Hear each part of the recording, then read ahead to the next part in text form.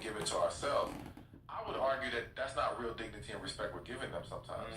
That's just an obligatory thing. That's like, all right, because they're my parents, I'm supposed to act like this. I'm supposed to act like I respect them. But deep inside, you resent them. Deep inside, there is tension with them because of whatever was lacking. So we don't really, if we're not forgiving ourselves and overlooking our flaws, we're not forgiving other people like we think we are.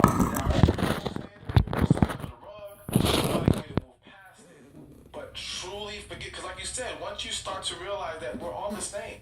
Like, just because you're my parent, and that's the thing, people have this perception that because you're my parent, you're supposed to have known better. Yeah. You're supposed to have done better than you did. Yeah. All right? But they're human. Yeah. They're no different than you. So like you said, when you see that person as you, that changes everything. You know what I'm saying? And now it's easier to understand, you know what? We all make mistakes. Parent, friend, lover, makes no difference. Yeah. Because at the end of the day, everyone is a human being, a flawed human being. I love that. I love that. So people right now have received this message, they're processing through this pain, and they want to experience love again, right? What do you think is some of the biggest hurdles that people go through when you're trying to experience love after being heartbroken or gone through this difficulty or pain? The first biggest thing is believing it even exists. Like, you can't receive what you don't believe. Like, it's not going to work out like that. So if you're swearing that there are no loyal good women, you're not going to find a loyal good woman. If you're saying there are no good men, you're not going to find a good man. Because what will happen is, when that good man presents himself, you will question everything about him and push him away. And yes, you will find a way to be able to validate your perception that he is not good and that good men don't exist. All right? And it's the same thing what happened with the men. It's like, if you so believe that all women are horrible, disloyal women, you're going to convince yourself somehow that even though she's done nothing wrong, that she must be lying to you, that she must be going behind your back, and you will drive yourself insane, and you will push her away or you will run away from the situation. You know, but yeah, you have to believe it. You have to believe it exists. You have to believe you can find that great man or woman. You have to believe you can have that great relationship. And the same thing applies to anything in your life. You have to believe you can heal from sickness if you're going to overcome that sickness. You got to believe you can get that great job or find that great career or find success in your purpose. You got to believe it. That's all faith. Yeah. You know what I'm saying? And that's the first step. Like, there's still other stuff to do. Believe it. But you got to start with that. Because if you don't have that, forget about the rest. So faith. Faith and just general belief. Yeah, so the faith. Yeah. That's tough, man. That's tough to put all of your, faith into something that, gave you so much pain and destruction. But think about it. That's not what you're putting your faith in. See, this is where we have to also learn. We have to stop placing certain situations and projecting them on all situations. Yes. All right? So relationships did not do you wrong. A relationship with that woman got you hurt. All right? Love did not hurt you. It was actually a lack of love that hurt you. Like, we have to start separating and pinpointing He's talking about exactly what I wrote about. Because that that relationship does not represent the other millions out there. You know what I'm saying? People will be willing to love, respect you, and be the great partner you want. And I'm not saying be with a million women. I'm saying out of a million, there's somebody out there who's for you that exists and that you can really work with. So we have to separate those things. You know, it's the same way when people experience a bad thing with, like, let's say you got robbed by a Mexican, and now you're swearing all Mexicans are thieves. No, you can't do that. Like, that Mexican robbed you. That specific one. Not all of them. And even if you say, well, I've been robbed by two Mexicans. Those two Mexicans. Like, it's not all of them. There is nothing out there that everyone is doing to hurt people. That doesn't exist like that. So we have to separate those things. But again, it's easier just to put it on everybody because it's a defense mechanism. I don't have to deal with it if I make myself believe that all of them are bad. If I make myself believe that relationships are a waste of time, then I don't have to do the work within myself to be able to be in a relationship. I can just make excuses for why I keep seeing failure or why I don't have it in my life. No, that general, we talked about that last on episode 98.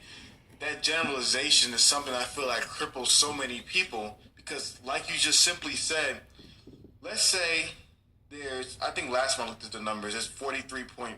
Well, I'm using Black Americans, but there's 43.5 million Black Americans, right?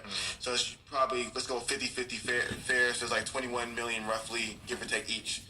So if you're saying let's say women say all men are bad. There's 21 million men. How many men does the average person date or have a relationship with? Maybe two. Let's say 15. That's 15 out of 21 million. So you're gonna take that simply microscopic, teeny-weeny, incy-wincy sample size and use that to generalize the entire population. Now, let me throw at you what they're gonna argue. Go ahead. They're gonna argue that it's not just their situation, it's their friends, it's their family. It's their mama. But now I'm gonna hit them back. Go ahead. A lot of times your friends ain't telling you the whole story. All right? And I hate to say this, but I'm gonna keep it real here. Go ahead, please. Especially with the women. All right? Hold on one second. I will let them back.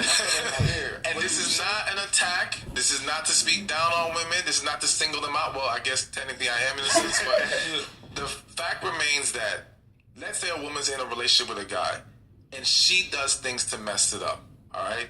And it pushes the guy away. She's not running back to her friends or family saying, I messed up, I did wrong, it was on me. She's going to find a way to say, he did it, or it just happened, it didn't work out. I'm not saying no woman, I believe there are women who hold themselves accountable, but the vast majority paint a picture off of false information because they're not going to admit or acknowledge to their friends and family that it was on them. And so now the perception that all these men are dogs and horrible is based off of lies being told. I'm not saying there are a lot of men engaging in foolish behavior. Don't get me wrong. There are plenty of guys doing plenty of nonsense out there. But so much of the perception of bad men and there are no good men are based on lies. And I've seen these situations firsthand. I've seen situations where, yes, the woman did something. It's hitting him. Yeah, it's hitting. Who hurt you, my G? What's going on? Many people. But I'm healed now. But yeah, I'm telling you, it happens a lot more than they think. And I mean, and it's again, it is not even it's not even just because the idea that his women are just dishonest. Let's go deeper. A lot of women don't trust other women. So they're not going to give you this ammunition against them of their shortcomings, of their failures, or whatever shitty thing they did, so you can turn around one day and use it against them. Plenty of women will admit to you how they cannot trust their friends with all that information. They're going to pick their spots. Now again, are there women who have a great relationship who actually share real, honest information? Yes. It's not as much as people think though. Wow. All right?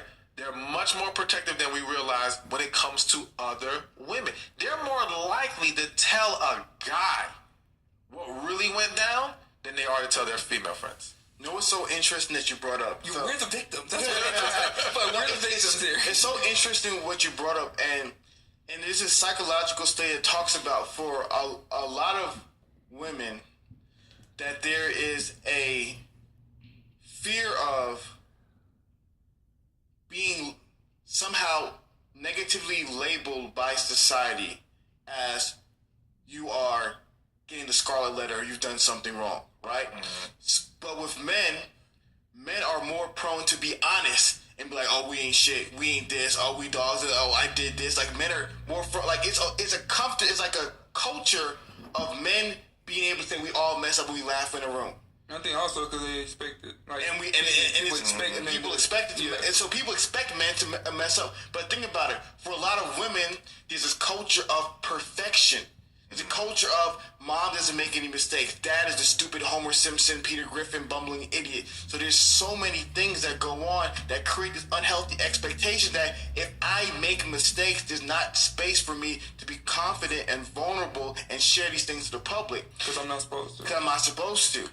And to go even further than that, also because, so picture this. If a woman goes to some female friends or a female friend and says how I messed up, or let's say I was scared and I ran away from this great guy, I couldn't handle it. She has to worry about that girl saying, "What's wrong with you? How could you let that happen? Oh my gosh, if I had that opportunity," and making her feel worse about it than she already does. So it's like, when it comes to men, women, there's a lot of pressure on women. All right, so yes, I think there is this perception of perfection more so with women than with men. We're viewed as we're gonna mess up. That's the way it is. Yeah. But I also feel like, because there's also this perception of it's so hard to find a good man, because again, they've convinced all these women that good men don't exist. So how can a woman feel comfortable going to her friends or family saying, "I had a good man and I let it go, and I messed it up"? You know how tough that is? You know what I'm saying? Which is even why some women right now are, I hate to say it, stuck, trapped in a relationship with a good dude, but she's not in love with him. Because that's one of the toughest positions for her to be in, because how does she validate to her friends and family that she wants to leave the guy who's so good because she's not really into him? What are they gonna say? "What's wrong with you? Are you crazy? You know, it's hard to find a good man, blah, blah, blah, blah, blah." And now she's stuck. So there's so much secrecy going on with women. They're suffering in silence in regards to these situations, and they're not allowed, or they're not able to feel comfortable being very open and honest, again, especially with other women, about what's going on in their relationships. You know what I'm saying? Whether it's they messed up, or whether it's they want to get away from this guy who's not really for them, but he's a great guy. Because he's a great guy doesn't mean he's the guy for you. And it's the same that goes for men. But men are much more willing or quicker to leave. You know what I'm saying? And just bite the bullet, and you know, if you say he's stupid, he doesn't care, he just moves on. Not that he never cares, but it's easier for men to just accept, nah. Like I sent out an email where I had a client who said he had a great woman. She did everything, but he didn't feel a connection with her. All right? And because he didn't have a connection with her, he felt like, you know what? It's time to end this and let her go find the guy that she's truly best with. I had posted this on Facebook. You know, man, women went in on him and were mad. And it's like, wait a minute. He did the honorable thing.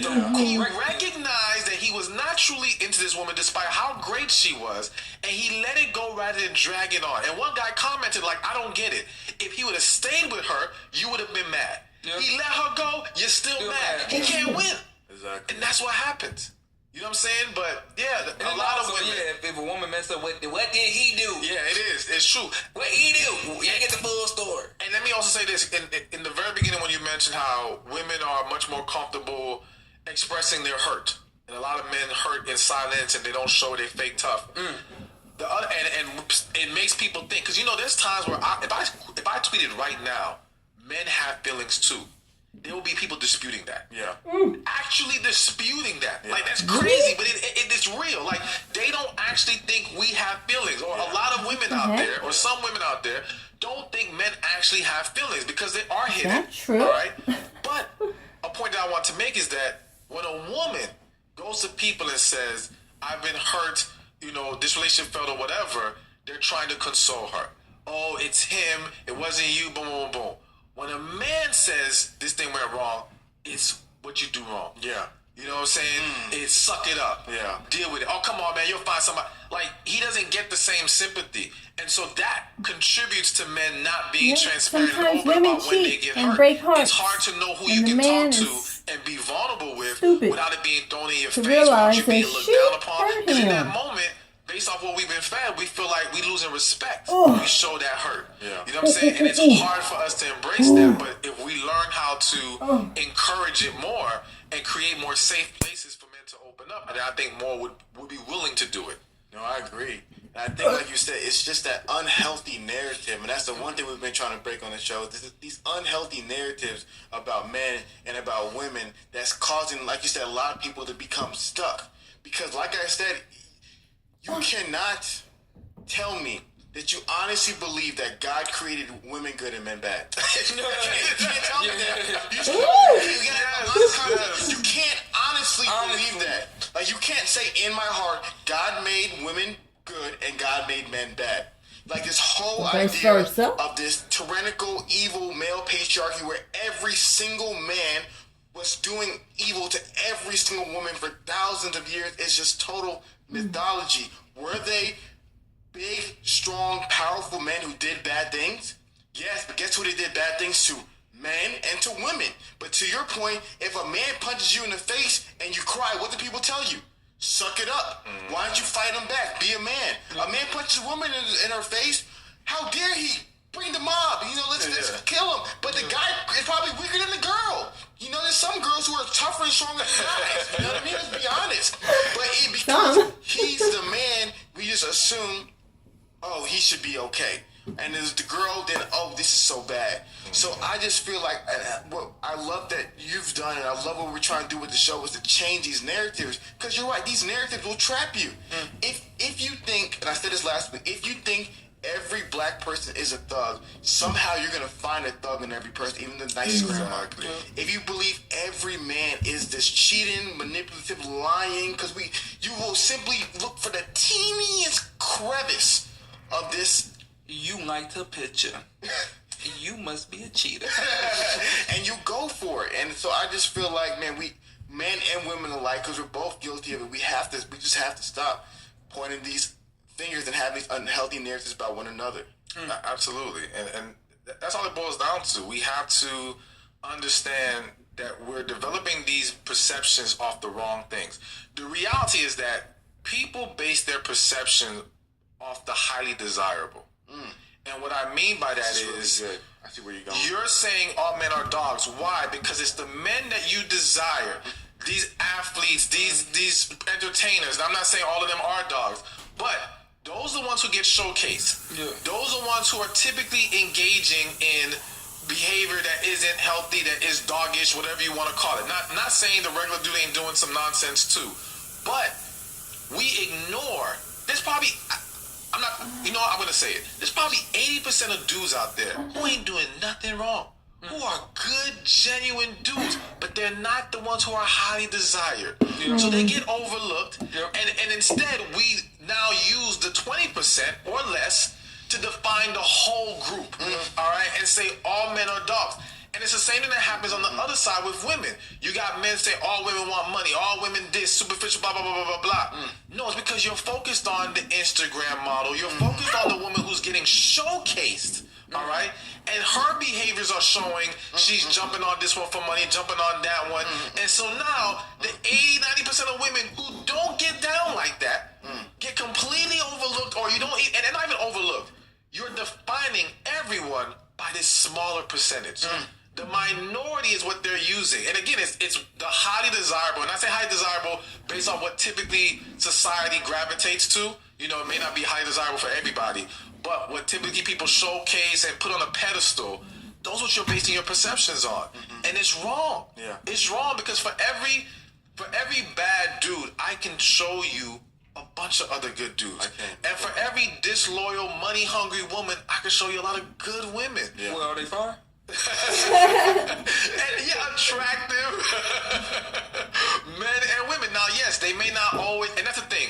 I'm not saying, because I think some people are going to hear this and think, oh, well, then you want us to date down, or you want us to date what we don't really like. No, I'm not saying that. I'm saying stop using the minority to define the majority. Yeah. That's all. Now, as far as what you like, that's different. That's a whole different topic. I'm simply making an argument against it is wrong to paint all men as dogs or all women as disloyal.